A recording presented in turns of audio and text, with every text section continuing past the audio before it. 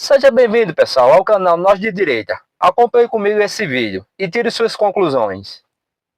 Mas eu queria aproveitar, ô Jamil, e trazer a sua coluna falando sobre o resgate venezuelano. O governo dos Estados Unidos anunciou o resgate de opositores venezuelanos que estavam na embaixada na Argentina, em Caracas, protegida inclusive pelo Brasil.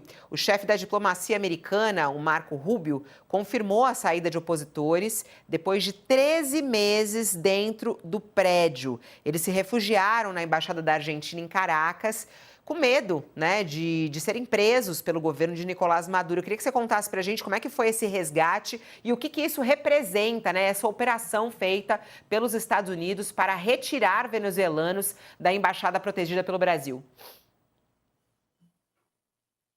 Tivemos um probleminha aí na conexão com o Jamil Chad. Daqui a pouquinho a gente... Voltou? Voltou? Cadê, Jamil? Vamos lá. Não sei o que acontece. Eu ia falar do Trump, piscou aqui pra gente no telão, mas você já está conectado de novo. O que representa esse resgate, essa operação dos Estados Unidos, hein? Olha, vamos só explicar o que aconteceu, o que sabemos, o que foi declarado e o que nós não sabemos. Tem muita coisa que nós não sabemos ainda. Em primeiro lugar, esses opositores são venezuelanos que faziam parte, basicamente, da campanha da Maria Corina Machado, que era opositora venezuelana.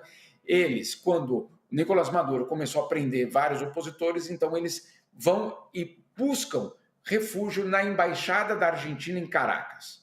Então, essa é a parte número 1 dessa história. São opositores que fogem, basicamente, do regime e entram na Embaixada Argentina, que, claro, por conta de ser uma embaixada, tem uma proteção. A polícia não pode entrar para prender essas pessoas. Muito bem. Até que Javier Milei e Nicolás Maduro rompem relações diplomáticas. Os dois países romperam relações diplomáticas. Ou seja, aqueles opositores que estavam dentro da embaixada ficaram numa situação ultra vulnerável.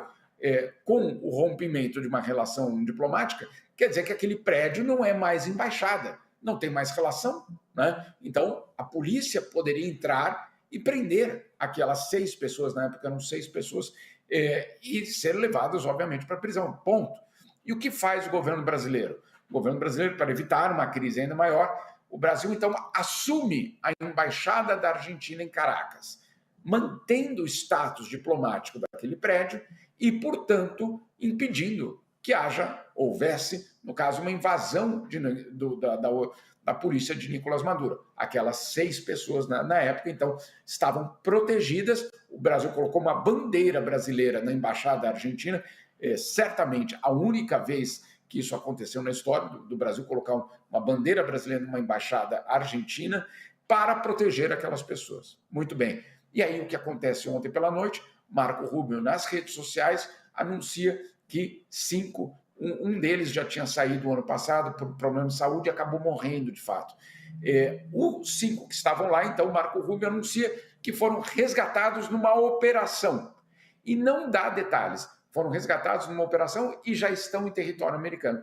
Foi tudo que ele disse. Logo depois, Maria Corina Machado aplaudiu, dizendo que foi uma operação épica.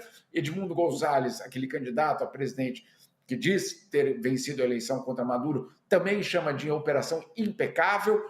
Javier Milei coloca um comunicado dizendo que isso era um enorme passo na defesa da liberdade na região, mas nós não sabemos como isso aconteceu. Primeiro, não há nenhum tipo de esclarecimento, nem dos americanos, nem dos argentinos, nem dos venezuelanos e nem dos brasileiros, se houve, por exemplo, um salvo-conduto. Isso foi negociado. Essas pessoas saíram da embaixada de uma forma negociada entre Nicolás Maduro e o governo americano? Ou, se não houve uma negociação, foi um resgate à la filme de Hollywood ou uma operação da CIA? Como que aconteceu isso? Isso não está explicado. Na imprensa venezuelana mais próxima do regime de Maduro, há uma narrativa, digo narrativa porque não há nenhuma fonte confirmando isso neste momento, uma narrativa de que, não, isso foi tudo negociado. No governo brasileiro, houve uma enorme surpresa. No momento que saiu isso ontem, eu conversei com alguns diplomatas que sequer sabiam que isso estava acontecendo.